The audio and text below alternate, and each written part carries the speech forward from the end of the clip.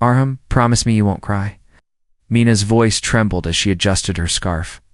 The airport lights glowed above her like tiny suns, and I could see the reflection of my own sadness in her eyes. I'm not crying, I lied, forcing a smile. You'll be back before I even notice, she chuckled softly. 6 months isn't forever. 6 months in another country feels like it, I said. You'll forget me once you see London. Don't be silly. She touched my cheek gently. How could I forget you? You're my whole world. I looked at her suitcase, the big blue one with her initials on it. TMK, that's a lot of world you're taking with you, she laughed, but there was a quiver in it. Books, clothes, dreams, nothing dangerous. And your heart? I asked quietly. Where are you keeping that? In your hands, she whispered. So don't drop it while I'm gone. Her words made me smile and ache at the same time. I'll guard it like my life depends on it. Kinda does, she teased, but her smile faded as the announcement echoed, calling her flight to board. Already? I asked, feeling the air leave my lungs. Yes, she said. I guess this is it. I held her hands tighter. You don't have to go.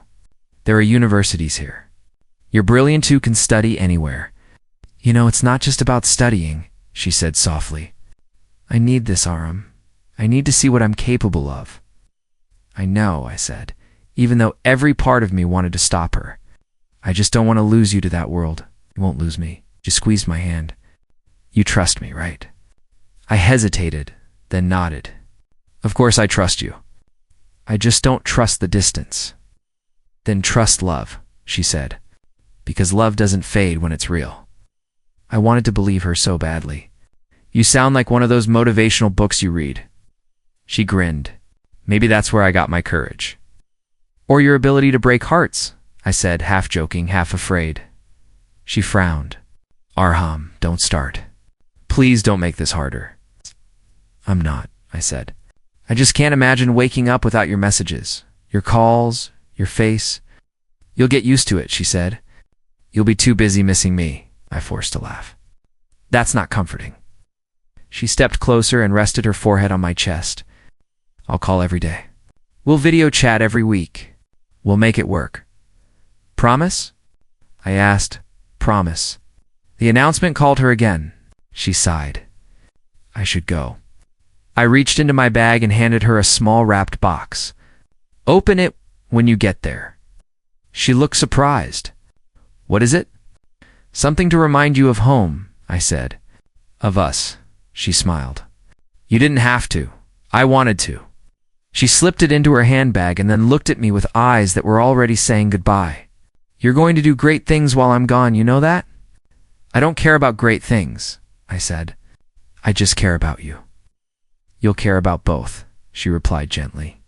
You're stronger than you think. The boarding line started moving. She took a step back. This is really happening. Yeah, I said, my voice barely audible. It's happening. For a moment, neither of us spoke. The world felt quiet, except for the sound of my heartbeat. Then she leaned forward, hugged me tightly, and whispered, Don't wait at the gate too long. It'll hurt more. I'll wait anyway, I said. I know. She smiled sadly. That's why I love you. I tried to speak, but my throat closed up. I just nodded, memorizing her face, every line, every tear. Every promise she didn't know she'd break. As she walked toward the gate, she turned back once. Trust me, Arham. Nothing will change. I wanted to believe her. I really did. But as she disappeared behind that glass door, I felt something shift inside me like a candle struggling against wind. Aisha's voice came from behind me. She'll come back. Bye. I didn't turn. I just stared at the empty gate. I hope so, I whispered. But somehow, it already feels like she's gone. The flowers in my hand had started to wilt. I looked down at them, petals trembling, realized I was holding on to something that was already dying. That day, I didn't just watch Mina leave for London. I watched the beginning of my own ending. Hey, I finally got your email, I said, my fingers hovering over the keyboard. I'm glad, Mina replied on video call, her face glowing from the laptop screen. Classes have been crazy. Dr. Lewis is intense. Intense how? I asked, leaning back on the couch. He expects perfection. Every experiment, every report, I barely sleep. Oh, she laughed, but it sounded forced. I swear, he's harder than any professor here. I nodded, pretending to understand. Well, you're brilliant. You'll manage. Just don't overwork yourself. I won't, she said. I promise. Then her eyes flickered somewhere behind the camera. How's everything there? Same old, I replied. Work, family, life. Nothing exciting. We'll have stories when I come back, she said with a smile. You'll be proud of me. I'm already proud, I said, feeling a pinch in my chest. Just don't forget about us while you're over there, never. Her voice softened. I think about you every day. 8. We texted constantly, shared memes, sent pictures of food, sunsets, little things. At first, it felt like she was right there with me. One night I asked, Are you coming home for Diwali? She hesitated. I don't think so. Lab work, deadlines, I forced a laugh. Of course, your research comes first. I'm sorry, she said softly. I hate missing family stuff. It's okay. Really? I said. But inside, something tightened. Then came the messages that made me uneasy. Sorry, Arham. Busy tonight. I talk. I'm exhausted. Dr. Lewis wants me in the lab early tomorrow, I told myself. Maybe she's just busy. Aisha frowned one evening as I scrolled through my phone. Bye, she's changing, she said. I know she's busy, I replied sharply. It's London. She's working hard, but look at her messages. They're cold. She barely talks about you now, Aisha said. I shook my head. I'm not worried. She's just stressed. She'll call tomorrow. 3 days passed. No call, no message. My stomach ached. Double quotes. Hey, I called last night. I said the next video call. Sorry, she said, yawning. I fell asleep early. Lab work again? I asked, trying not to sound frustrated. Yes, she murmured.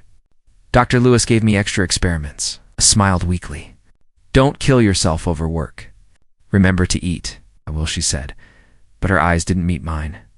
She looked past the camera, somewhere far away. Days turned into a week. I left messages everywhere. Email, WhatsApp, social media. Mina, please call me. Nothing. I couldn't help myself. I confronted her on a video call. Mina, why aren't you replying? Is something wrong? She hesitated. I've been busy. Sorry, busy. You can't even spare 5 minutes. My voice cracked. I know, she said, voice distant. I'm sorry, Arham. I'll make it up when I get back. I've been saying that for weeks. I shouted. I feel like you're slipping away from me. Mina, please, I whispered after a long pause. I need you. Don't let me lose you over this distance. I'm right here, she said, but her eyes were cold now. I'm trying. I swear I am. I forced myself to believe her. Okay, I said. Just don't disappear again. She smiled faintly. I won't. 3 more weeks passed without a single call. I left work early, hoping she would answer. The phone stayed silent.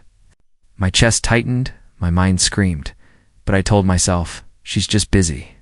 That's all. One night I muttered to myself, maybe she's changed. Maybe London changed her. Aisha came into my room. Bye, you're imagining things. But she's not the same. No, I said firmly, shaking my head. She's fine. I'll talk to her tomorrow. She'll explain everything. But when tomorrow came, she didn't call. And when she finally did, I felt something inside me crack. It was the first time I realized that maybe, just maybe, I wasn't the most important person in her life anymore. I stared at my phone long after the call ended. Her words echoed in my mind. I'm busy. I'm trying. But the warmth was gone. The connection we had, the one I thought nothing could break, was slipping, silently, painfully, and I was powerless to stop it. I picked up my phone again, staring at the screen. No message from Mina. I swallowed hard and muttered, she's probably busy. That's all? Bye? Are you staring at that phone again? Aisha asked from the doorway. I'm just checking, I said, trying to sound casual. You mean waiting for a miracle? She said, rolling her eyes. She hasn't called in 3 days. She's just busy, I insisted. You don't understand, Aisha. London is complicated. I understand one thing she's changing. You need to see it. See nothing but work, I said sharply. She's studying. That's all. The next day, I sent her a small package. A little something for her lab, I told Sami. Are you sure that's wise? Sami asked, frowning. She's barely replying to your texts. She reply, I said firmly. She always does. Weeks passed. My texts went unanswered. Mina, did you get my letters? I typed for the 5th time that week, hitting send before my chest tightened. The silence was deafening. One evening, Sami called me. Arham, you won't believe this? I saw her pictures on social media at some London party. She's smiling, arms around some guy. I think his name is Lewis. I laughed, forcing a grin. Sami, come on. You don't know him. Probably just a friend. No, bro, he said. They look close. Too close. It's just a misunderstanding, I replied quickly, trying to convince myself as much as him. I stared at my phone again that night, scrolling social media obsessively. Maybe Sami was wrong. I told myself. It's just work friends. She's mine. Then I saw it. There she was, Mina, laughing, holding his arm.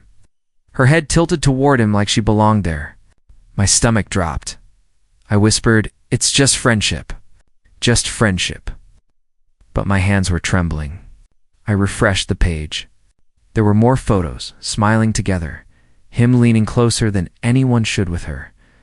I tried to close the laptop. My mind screamed, ignore it, ignore it, ignore it. I couldn't. Arham, are you okay? Aisha asked, walking in. I'm fine, I said, though my voice was tight. Just tired. You've been saying that for weeks, she said. You're obsessing. I'm not obsessing. I snapped, then sighed. I can't help it. She's mine, Aisha. She has to be. Bye. Can't you feel it? I shook my head. No, you're imagining things. She's busy. She'll call. She has to. Days turned into weeks. I sent emails, letters, even a small bouquet to her London address. Nothing, Mina. Please, just a message. I whispered to myself one night, my fingers hovering over the keyboard. Just tell me you're okay. I stared at the screen, my heart racing. Maybe I'm overthinking. Maybe Sami was wrong. Maybe she still loves me. But the silence answered back. I'm losing her, I admitted quietly one night. But no, it's impossible. She wouldn't. She couldn't. My phone buzzed. I jumped, hopeful. It was a notification from social media. Someone tagged Mina in a photo. My chest tightened before I even opened it. She was smiling. That same laugh, that same warmth, but not for me. She was leaning into Dr. Lewis, her hand on his arm. My stomach churned. It's nothing, I muttered. It's just friendship. I'm imagining things. It has to be nothing. I closed the laptop and ran my hands over my face. Arham, wake up, I whispered. She's busy. She's stressed. She's Mina. She's mine. But every time I tried to convince myself, my heart whispered the truth I refused to hear. You're losing her. I couldn't sleep. I paced the room. Why won't she answer me? What am I doing wrong? She's changed, Aisha said softly, as if reading my mind. No, I said firmly, shaking my head. No, she hasn't. I won't believe that. She's just tired. That's all. I stared at the ceiling that night, imagining her face, her smile, her laugh, and the emptiness between us felt larger than any ocean. I whispered to the dark, come back to me. Just a sign, anything. The silence answered, and I knew, deep down, that this was the beginning of something I couldn't stop. Something was breaking. And it wasn't just our distance, it was me. I was sitting at my desk when my phone buzzed. The screen lit up with her name. My heart stopped. Mina, I whispered. Arham. Her voice was soft, almost hesitant. I'm coming back. Coming back? I asked, barely able to speak. When? Tomorrow. I land in the evening. I didn't know if I should laugh or cry. I'll be there. You will. Her tone was fragile. Of course I will. I shouted, jumping up. I'll be at the airport. Don't worry about a thing. I can't wait to see you, she said, and my chest felt like it might burst. The next day, I woke early. I went to the florist and picked up the bouquet. She loved white lilies mixed with roses. My hands shook as I wrapped them carefully. Sami called me. Are you ready for this? Ready?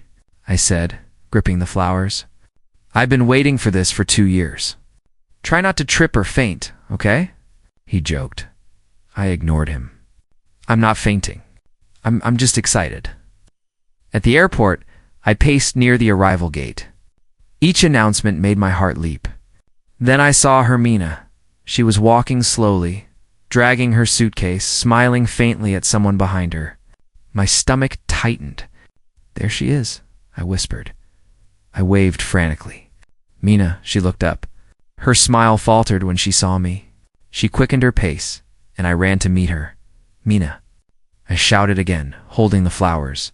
She stopped and looked at me, and I froze. Something was different, Arham, she said softly. But there was a tension in her eyes I had never seen before. You're here, I said, holding out the bouquet. I've missed you so much. She reached for the flowers, but her hand brushed mine. That's when I noticed the curve of her belly. I froze. You're pregnant? I whispered, my voice cracking. Her silence was louder than any scream. Arham, she said, stepping closer, her eyes pleading. Please let me explain. I couldn't breathe. My hands trembled and the flowers slipped from my grip, scattering on the floor. People stared, but I didn't care. How? I asked, my voice barely audible. It's complicated, she said, tears brimming. I didn't mean for this to happen. I laughed nervously, shaking my head. You didn't know how to tell me? Mina, we were supposed to be building a life together. You went away, and I never wanted to hurt you, she interrupted, her voice shaking. I swear, Arham, I can't, I muttered, holding my head. I can't even look at you right now. Please, just listen, she pleaded. I care about you. Care about me?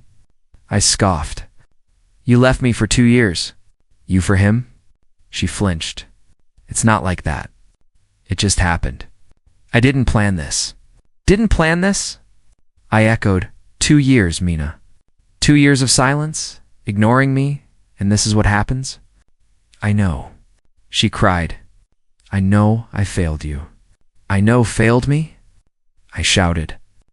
My voice echoed in the terminal. This isn't failure, Mina. This is betrayal. I didn't mean it, she whispered, taking a step closer. I didn't step back, I said, my voice low, shaking. I can't even touch you right now. She hesitated, tears spilling down her cheeks. Arham, please. I want to explain everything. I don't want explanations. I shouted, turning away. I wanted you. I wanted us. Mina, I whispered again, my voice breaking. I waited for you. I waited and trusted you. And this is what I get? She reached out, but I flinched. Don't, I said, my hands trembling. I'm sorry, Arham. I'm so sorry, she sobbed. I shook my head, stepping back. Sorry doesn't fix this. Sorry doesn't bring back 2 years. Sorry doesn't undo what's been done. I understand if you never forgive me, she whispered, voice barely audible. I closed my eyes, feeling my chest tighten. The crowd around us blurred. The world felt distant. I had dreamed of this moment for 2 years, and it had turned into a nightmare. I can't breathe, I said, taking a deep breath and looking at her belly. You have a child, and it's not mine. She nodded, tears falling freely now. I know, Arham. I'm so sorry. I wish don't, I said sharply. Don't say anything else. I can't listen. turned and walked away, ignoring the people staring. My hands were empty, my heart shattered, and the flowers lay forgotten on the floor. That moment, I died silently inside. Every promise, every plan, every dream I had with her vanished in an instant, and I realized I could never go back to the person I was before. I whispered into the cold air, "Why, Mina? Why did you do this?" No answer came, and I knew, deep down, that nothing would ever feel the same again. I didn't know how to start. Mina was sitting across from me, her hands shaking. "Arham, I need to tell you something." I stared at her, my chest tight. "What is it?" She took a deep breath. I fell in love with him, Dr. Lewis." I laughed, though it sounded hollow. "You what?" "It just happened," she said quickly, tears welling in her eyes. "I didn't mean for it to happen. I swear I didn't. I never wanted to hurt you." I shook my head. How could you? After everything? "I didn't plan it, Arham." She cried. "It wasn't like I wanted to betray you. You betrayed me," I spat, my voice shaking. "You left me, and now this?" Her hands reached for mine. "Arham, please. Listen to me." I don't know if I can," I said, pulling back. "How am I supposed to listen to this and not fall apart?" "I'm sorry." She screamed, and then sobbed. "I'm so sorry, Arham. I never wanted this to happen. I never stop." I shouted, "Stop! I can't even look at you." Her tears were real, that much I could see. But the betrayal was louder than any sobs. Every word she said felt like a knife twisting in my chest. I just want you to know the truth," she said softly, her voice breaking. "I'm not hiding anything from you anymore. I don't care about the truth." I snapped. "I cared about you. I trusted you. And I couldn't finish." My throat tightened. I know, she said, standing up. "I'm a terrible person. I don't deserve you. I just wanted you to understand." "Understand?" I echoed, laughing bitterly. "Understand what? That you chose him? That my love wasn't enough?" I didn't mean to hurt you," she whispered again. "Didn't mean to hurt me?" I shook my head. "Mina, every word you say, every tear you shed, it doesn't fix what you did. You destroyed us. You destroyed me. I'm sorry, Arham. I can't take it back," she said, voice trembling. I got up abruptly. "Then I don't need apologies." She reached out, but I backed away. "Please, Arham, don't go," she pleaded. "I have to," I said, my voice low, almost trembling. "I can't stay here and watch you pretend it didn't happen. I can't face you knowing everything we had is gone." She looked at me, eyes wide, panicked. "But I love you, Arham. I still do." "You can't love me and him at the same time," I shouted. "You can't. I won't accept that." Her face crumpled. I'm so sorry." I shook my head, my vision blurring. "Sorry doesn't matter anymore. Sorry doesn't fix 2 years of silence. Sorry doesn't erase what you did." "I didn't mean to," she cried again, her voice cracking.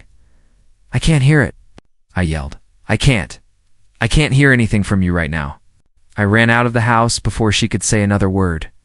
Rain had started to fall, large drops soaking my clothes instantly. I didn't care. I walked aimlessly, my shoes splashing through puddles, my heart heavy, my mind numb.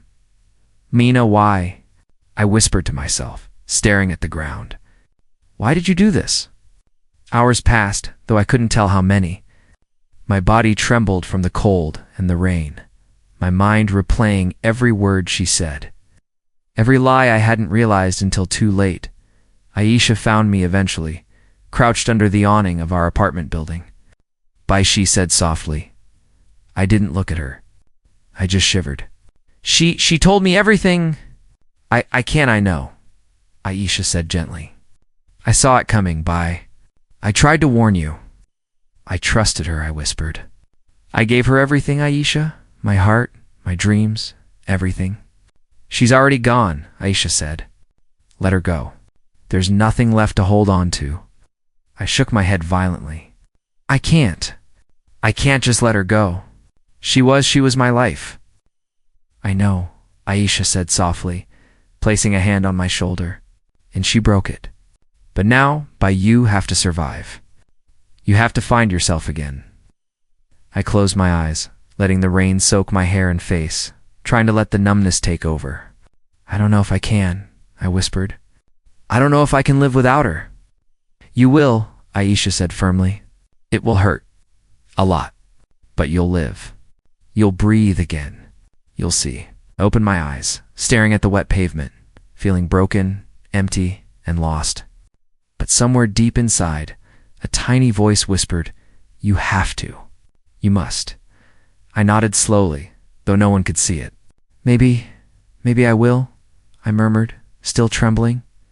And I realized that night, walking home with Aisha by my side, that some endings aren't loud. Some deaths happen quietly inside your chest. And tonight, my heart had died. I sat in my room, staring at the same wall I had been staring at for days. The clock ticked, but time didn't move for me. "Arham, you're still here?" Aisha asked, knocking softly on my door. I can't sleep," I muttered. My voice sounded hollow even to me. "You haven't eaten in 2 days," she said, frowning. "You look like a ghost." "I don't feel like eating," I whispered. "Nothing tastes right." "You need to try," she said, sitting beside me.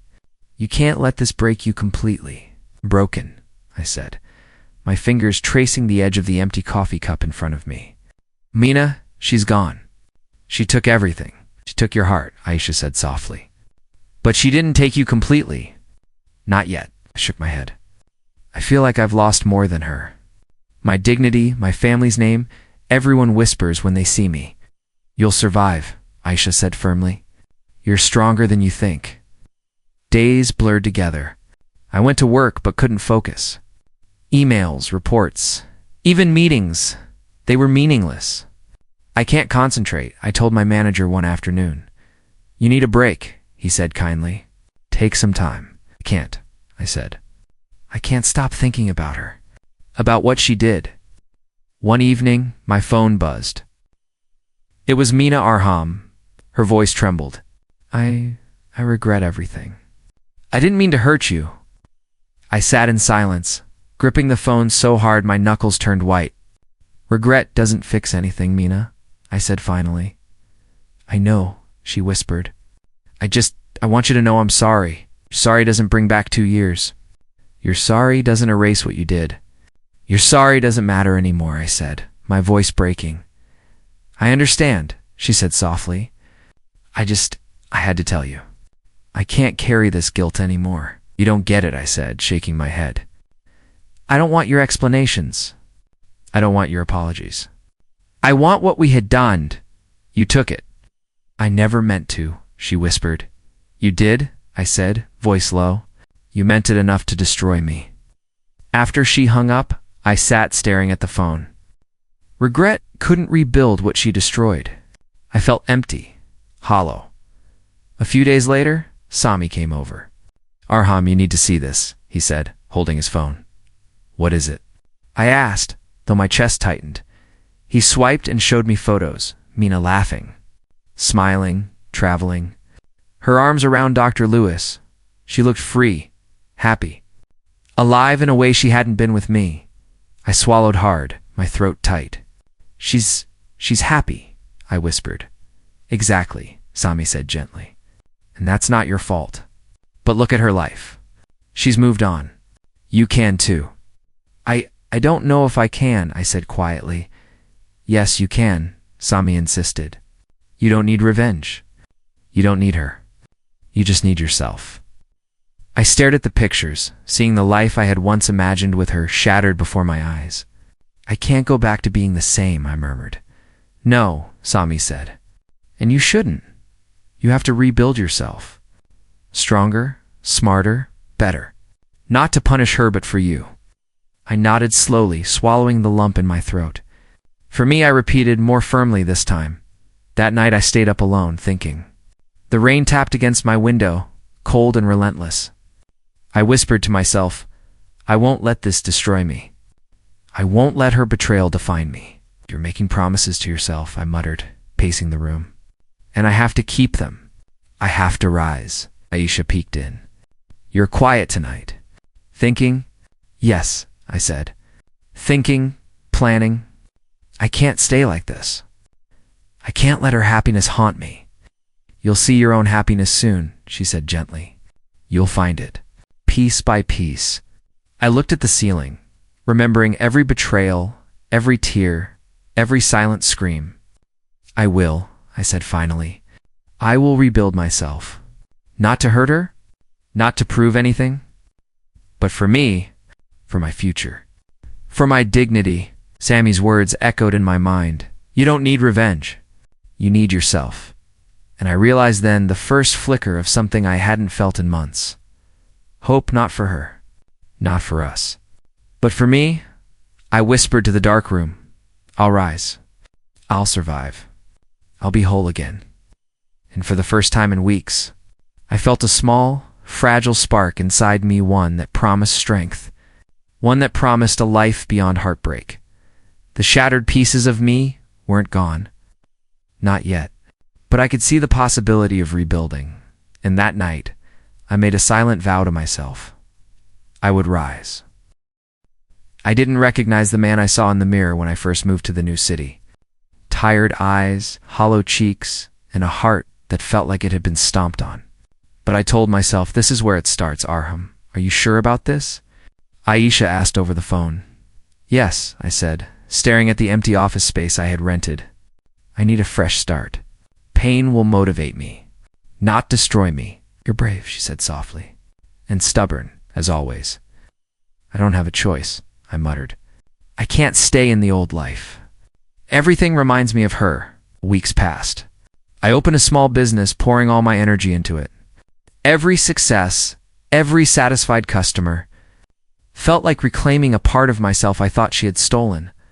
One afternoon, while arranging a new display, a woman walked in, camera bag slung over her shoulder, notebook in hand. Hi, she said, smiling. I'm Zara. I cover stories about people who've survived emotional trauma. Silent survivors, they call them. I frowned. Why are you here?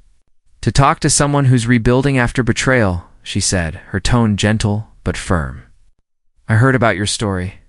If you're willing. I don't want to talk about her, I said quickly. I'm done with the past. That's fine, she replied, leaning against the counter. I'm not here to drag you back. I'm here to understand you, to see the person you've become despite everything. I paused, unsure what to say. And you think you can? I don't think, she said. I know, but only if you let me. I sighed. Fine, you can listen, but I won't cry. I won't relive it. You won't have to, she said softly.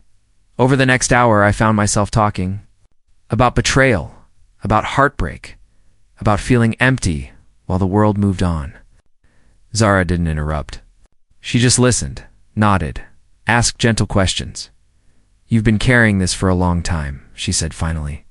It's no wonder rebuilding feels slow. I can't let it break me again, I said. But every day is a fight. I wake up and it's still there. Her face, her smile, what I lost. And yet here you are, she said, smiling. A business, a new city, a life. That's strength, Aram. You didn't let her ruin you completely. I don't feel strong, I admitted. I feel tired, empty, angry. Those feelings are normal, she said. They're part of rebuilding. The important part is that you keep going, that you let yourself grow again. Grow again, I repeated, the words foreign on my tongue. Your story isn't about betrayal, she said, leaning forward. It's about rebirth. You've survived the worst, and now you're reclaiming your life. I swallowed hard, staring at her. Rebirth. Yes, she said gently. You're not the same person you were. You're wiser, stronger, and slowly happier, even if it doesn't feel like it yet. I nodded, unsure if I believed her. But something about her calm presence made me want to try. Do you ever think about forgiveness? She asked softly. Not for her, but for yourself. I looked away, struggling with the idea. I don't know. I'm not ready. But maybe one day. That's fine, she said. You don't have to rush. Just let yourself heal at your own pace. Days turned into weeks. I worked harder, waking up early, focusing on my business, on rebuilding the man I had lost.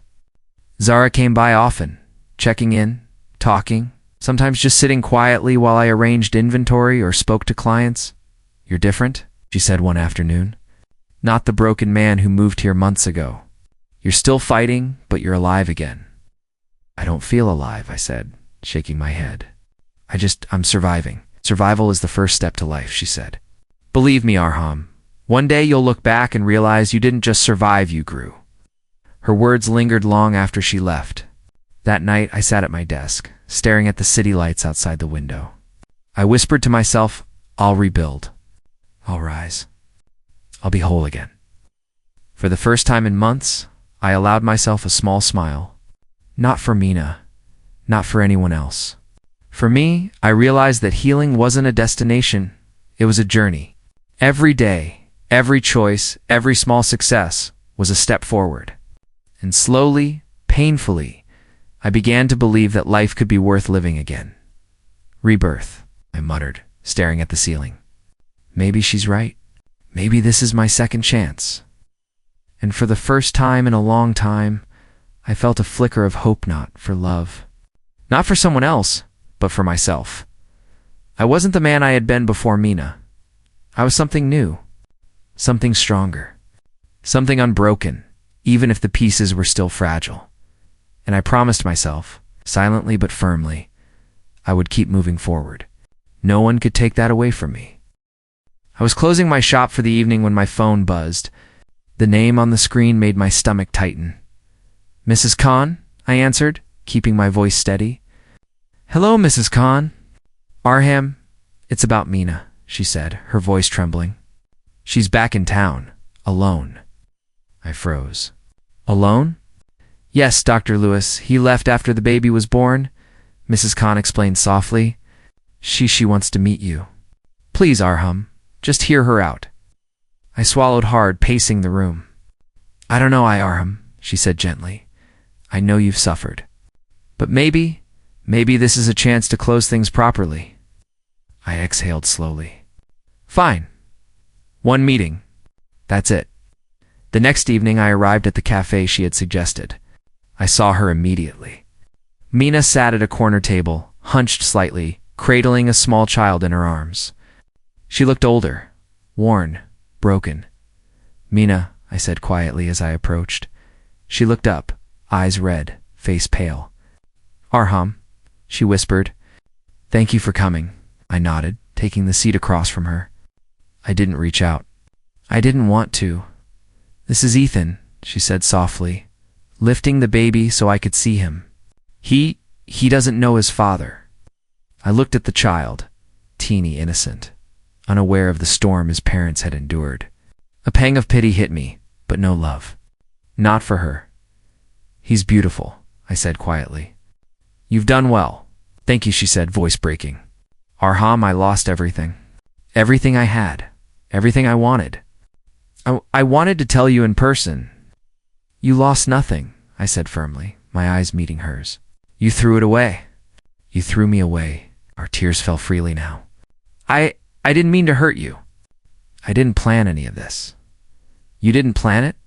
I echoed, voice low. Mina, you left me for years. You let him into your life, into your heart, and now you're left with a baby and regret. I know, she whispered, clutching Ethan closer. I thought I had it all figured out. I was wrong. Wrong, I repeated, my voice steady but cold. You call this wrong? Betrayal? Lies? Abandoning me? I made mistakes, she said, her voice shaking. I was selfish. I was foolish.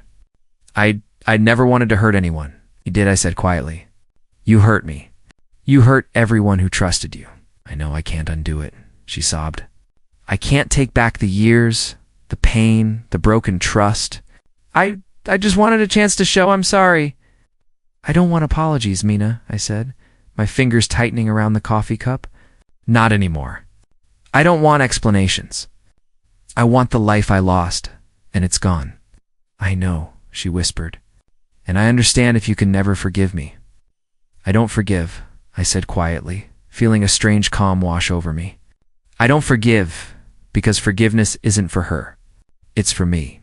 But I'm not ready, and maybe I never will be. She nodded slowly, tears still flowing. I understand, Arham. I truly do. For a moment, we sat in silence. Ethan cooed softly, and I realized something I hadn't expected. I felt nothing but pity. No anger, no longing. Just clarity, you see, I said. Finally breaking the quiet life, it balances itself. You wanted freedom, happiness, someone else. You got it? And now karma has spoken. Arham, she whispered, her voice shaking. No, I said firmly. Don't speak. Just listen. You lost everything you wanted. And it wasn't because of me. It was because of your choices. You wanted him, you got him, and he left. You wanted me, and you threw me away. That's the difference between us now. She lowered her eyes, sobbing silently. I didn't look away. I didn't flinch. I just watched her, letting the weight of her choices sink in. Ethan stirred in her arms. I smiled faintly at him, a pure, honest smile. He'll be fine, I said softly. He doesn't know the pain yet. He'll have a life. Don't ruin it for him with your guilt. I don't want to, she whispered. I wanted you to know. I know, I said quietly. And now I do. But I can't give you what you want, Mina. Not anymore. I won't. She nodded again, head bowed, tears streaming down her face. I understand. I stood, picking up my coat. Goodbye, Mina. Take care of him. That's the only thing you can fix now. Arham, thank you, she whispered, barely audible. I didn't respond. I walked away, out of the cafe, into the cool night air. The city lights blurred, but I felt lighter. Not because she begged or cried, not because she regretted, but because I finally understood that the power had shifted. She was broken. I was healing, and for the first time in years, I felt a sense of closure. Not happiness, not love, but peace. Karma had spoken, and I was finally free. I never saw Mina again after that night. Not in the city, not in my dreams. But news traveled fast. She left the country, Aisha told me one evening, sipping tea across from me, trying to start over, far away from here. I nodded quietly. I suppose that's what she needed. Do you hate her? She asked cautiously. I shook my head. No, I don't. I used to. But now I've outgrown the pain. I've survived it. And I don't need hate to carry me forward. You're different, she said softly. Stronger, wiser, calmer, I guess, I said, staring out the window. Life gave me scars, but also strength. Every betrayal, every heartbreak, it shaped me. Zara sat beside me, placing her hand over mine. You've come a long way, Arham. You've rebuilt yourself. And you've learned that even broken hearts can still love, can still trust, can still feel. I wasn't sure I could, I admitted. For months, I thought I'd never breathe again. Never laugh again. Never feel alive. And now? She asked. Now, I said, letting out a long breath. Now I realize it's not about the people who break us. It's about what we do after. How we rise, how we rebuild, how we find ourselves again. You've done that, she said, smiling. I leaned back, closing my eyes. I did, and it feels peaceful. Not complete happiness yet, but peace. A kind of quiet strength I didn't have before. That's the first step, she said gently. The rest will follow. The city lights twinkled outside my balcony, soft and distant. I could hear the hum of life below, people moving, living, unaware of the battles I'd fought inside. You ever regret loving her? Zara asked quietly. I shook my head. No. Loving her that taught me everything. About myself. About my limits. About my strength. I don't need to regret it. I just needed to survive it. And you did, she said, squeezing my hand. Yes, I whispered, feeling the warmth of her presence beside me. I survived. And I'm stronger for it. I'm alive. I looked at the empty street below, then back at the glowing skyline. Life is strange, I said softly. It breaks you, sometimes. Shatters you. But if you let it, it can also rebuild you, better than before. Zara smiled, resting her head on my shoulder. You've let it rebuild you, Arham. You're proof of that. I closed my eyes, letting the cool night air wash over me. I've learned to forgive, I murmured. Not her, not really, but myself. For staying, for caring, for loving when it hurt, for rising when it seemed impossible. A gentle breeze carried the distant sounds of the city. I whispered into it, almost like a prayer, almost like a promise. Thank you for breaking me, Mina, I said quietly, voice steady. You made me find myself. You made me stronger. And I can finally live again. Zara tightened her grip on my hand. And now you will, she said softly. I nodded, feeling a calm I hadn't known in years. Not happiness without sorrow, not love without pain, but a balance I had been searching for. I looked at the lights, whispered again, I'm free now. Free to live. Free to love. Free to be me. Now. And for the first time in a long time, I believed it. I stood backstage, clutching the hardcover copy of my book, The Man She Left Behind. My hand shook not from nerves, but from the weight of everything that had brought me here. You ready? Zara whispered, leaning close. Her smile was soft, encouraging. I think so, I said, taking a deep breath. It still feels unreal. You've done this, she said, brushing a strand of hair behind her ear. You turned pain into something meaningful, into art. I smiled faintly. Maybe pain was just my teacher. The lights dimmed and a hush fell over the crowd. I stepped forward to the podium, the audience's faces blurring slightly in the glow of the stage lights. Good evening, I said, my voice low at first, then steady. Thank you for being here tonight. I opened the book, glancing at the first page. This story, it isn't about sorrow. It isn't about betrayal. It's about survival. About finding yourself when the world seems to have abandoned you. A woman in the front row nodded, tears in her eyes. I needed this, she whispered. I swallowed, feeling a lump in my throat. You're not alone, I said softly. Pain doesn't define you. It teaches you, shapes you, makes you stronger than you ever imagined. Someone laughed quietly, a nervous, hopeful sound. I smiled. I know it sounds strange, but when she left, I thought I'd never live again. I thought the world had taken everything from me, but I rebuilt, slowly, step by step, piece by piece. The applause was quiet, but steady. I continued, my words flowing now with a calm conviction I hadn't felt in years. I moved cities. I started over. I found people who believed in me. And most importantly, I found myself. I learned that life doesn't end because someone leaves. It begins again sometimes in ways you couldn't imagine. A hand on my shoulder made me look up.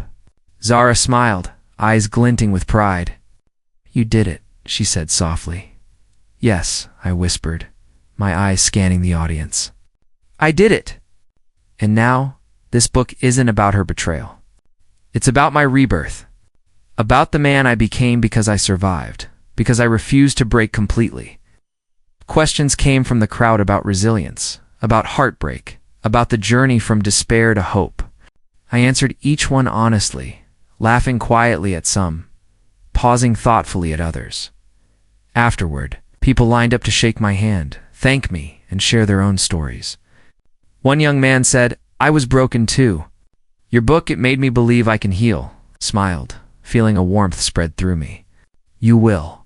Just take it one day at a time. Zara came up beside me as the last person left. You've truly become remarkable, she said. Not because of her leaving, but because of everything you did after. I looked down at the book in my hands, its cover shining under the lights. It's funny, I said softly. I thought this would be a story about her. About betrayal. About loss. But it's not. It's mine. Entirely mine. She squeezed my hand, and it's beautiful. I exhaled, letting the tension fall away. Years ago, I couldn't imagine standing here, talking about survival, about hope, about life after heartbreak. But here I am, 'cause you didn't let pain define you, Zara said, smiling. Exactly, I replied. I let it teach me, let it guide me. Not to dwell, not to hate, not to regret, but to rise. The applause returned louder this time, and I looked at the crowd with a sense of quiet triumph. Not over anyone, not against anyone, but over my own past, my own fears, my own brokenness. I whispered to myself, smiling faintly, this isn't about her anymore. It's about me, the man I became. And in that moment, under the bright lights, with the audience cheering softly, I felt whole.